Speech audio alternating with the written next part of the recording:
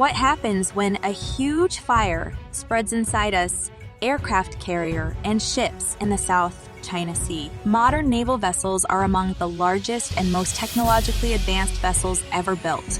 They can also cost billions of dollars in many circumstances. Thank you, but regardless of how advanced these various ships have grown, they are still weapons of war. They are therefore equipped with thousands of pounds of bombs, missiles, and in the case of aircraft carriers, vast quantities of jet fuel and up to 75 aircraft. However, while an enemy attack may seem like the most pressing concern, a fire breaking out on board could potentially be far more disastrous. First, the presence of so many flammable and explosive materials on board makes it difficult to put out the fire. The crew must put out any fires on their own because there are no other boats in the region. Every crew member on a U.S. Navy ship is trained in firefighting. Although there are designated men and women to lead the crew, it is crucial that everyone be able to act and put out a fire as soon as possible if one were to start. Fighting a fire requires using hoses and other fire-suppressing equipment to contain the blaze and prevent it from spreading. To do this successfully,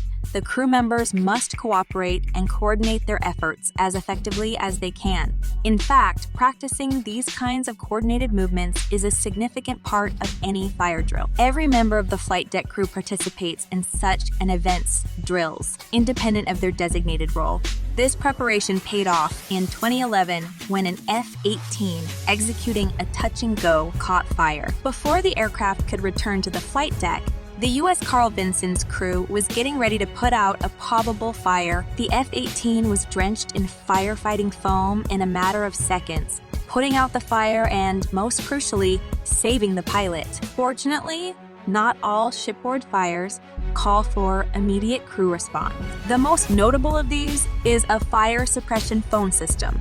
These are typically installed in the ship's hangar where they can rain down thousands of gallons of foam in just a few seconds. Crew members can also tie into the foam system to assist in the automated process. Naval systems around the world also have several automated systems designed to reduce the possibility of a fire spreading. A countermeasure washdown system, which is effectively a massive sprinkler system with nozzles placed all over the ship, is also installed on aircraft carrier flight decks. This system can be activated in the case of a fire, chemical attack, or fuel spill. The fire on board the USS Nome Richard is one of the most well-known and well-publicized Navy ship fires.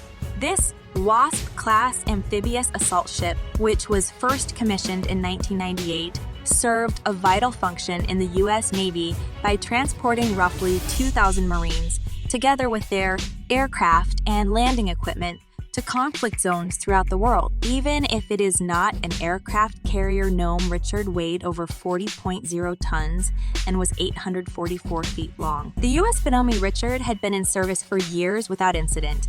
But on July 12, 2020, early in the morning, an explosion occurred when it was docked at its home port in San Diego, California, forcing the ship to be taken out of service. As a result, the ship's onboard fire suppression systems were all turned off for maintenance. Reports indicate that the fire was caused by paper cloth and rags rather than fuel or other hazardous materials, and started in a vehicle storage area. As soon as the fire was discovered, firefighters on land, at sea, and in the air started working to put it out. Although the majority of the 17 crew members and 4 civilians hurt in the explosion were treated and released from hospitals, about 50 more people were hurt while putting out the fire, mostly from heat exhaustion and smoke inhalation. Hours at a time, specialized firefighting boats ringed the ship and sprayed water on it.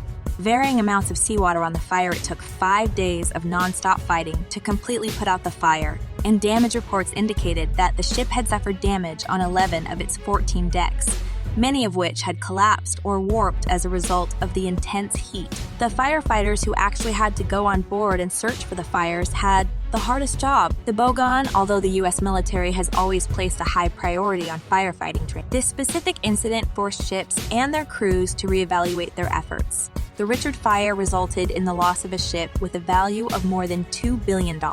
Had it occurred at sea, rather than in port, it could have resulted in a significant loss of life. Heirs, also known as damage control guys, get training with actual flames and actual equipment to better prepare them to handle problems on board a ship.